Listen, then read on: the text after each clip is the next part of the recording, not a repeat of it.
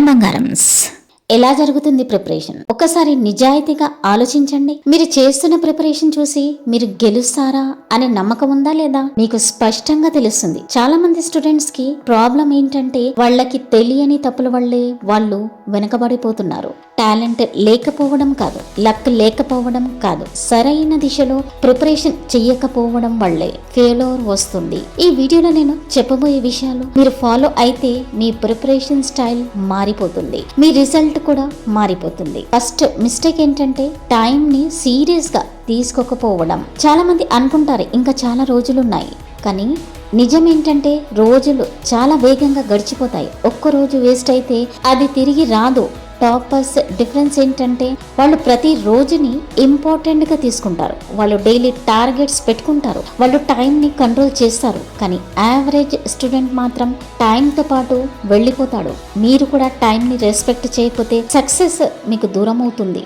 Second mistake ఏంటంటే comfortable zone లో ఉండడం. ఇంట్లో బెడ్ మీద కూర్చొని ఫోన్ పక్కన పెట్టుకొని రిలాక్స్ గా చదవడం, ఇవన్నీ కంఫర్ట్ ని ఇస్తాయి కానీ గ్రోత్ మాత్రం ఉండదు. మీరు కొంచెం డిస్కంఫర్ట్ ని యాక్సెప్ట్ చేయాలి. సైలెంట్ ప్లేస్ లో చదవడం, డిస్ట్రాక్షన్స్ లేకుండా ఉండడం, ఇవన్నీ స్టార్ట్ చేయాలి. ఎందుకంటే సక్సెస్ అంటే కంఫర్ట్ కాదు, స్ట్రగుల్ లోనే గ్రోత్ ఉంటుంది. థర్డ్ మిస్టేక్ ఏంటో తెలుసా? ఇతరులతో కంపారిజన్ చేయడం. వాళ్ళు ఎంత చదువుతున్నారు, వాళ్ళు ఎంత ఫాస్ట్ గా ప్రిపేర్ అవుతున్నారు అని చూస్తూ మీరు స్ట్రెస్ పడతారు. కానీ నిజం ఏమిటంటే ప్రతి ఒక్కరి జర్నీ వేరు. మీరు మీ ప్రోగ్రెస్ మీద ఫోకస్ చేయాలి. నిన్న కంటే ఇవాళ బెటర్ చేశారు అనేది ఇంపార్టెంట్. కంపారిజన్ వల్ల కాన్ఫిడెన్స్ తగ్గిపోతుంది. ఈ విషయం మీకు తెలుసా? ఫోకస్ కూడా పోతుంది. కాబట్టి మీ రేస్ మీరే రన్ చేయాలి. ఫోర్త్ మిస్టేక్ ఏంటంటే హెల్త్ ని ఇగ్నోర్ చేయడం. చాలా మంది స్టూడెంట్స్ అనుకుంటారు ఎక్కువ గంటలు చదివితే సక్సెస్ వస్తుంది అని, కానీ ప్రాపర్ స్లీప్ లేకపోతే, ప్రాపర్ ఫుడ్ లేకపోతే బాడీ వీక్ అవుతుంది,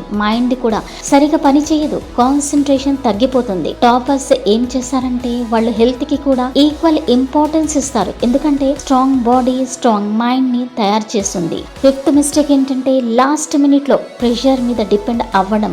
ఎగ్జామ్ దగ్గరికి వచ్చాక ఒక్కసారిగా ఫుల్ స్పీడ్ లో చదవడం స్టార్ట్ చేస్తారు, కానీ అది సరైన విధానం కాదు. ప్రిపరేషన్ అంటే స్లోగా స్టడీగా ఉండాలి, రోజు కొంచెం కొంచెంగా ఇంప్రూవ్ అవుతూ ఉండాలి. లాస్ట్ మినిట్ లో ప్రెషర్ వల్ల కన్ఫ్యూజన్ పెరుగుతుంది, మిస్టేక్స్ కూడా ఎక్కువ అవుతాయి. కాబట్టి ఇప్పటి నుంచే స్మాల్ స్టెప్స్ తో కన్సిస్టెంట్ గా ముందుకు వెళ్ళాలి.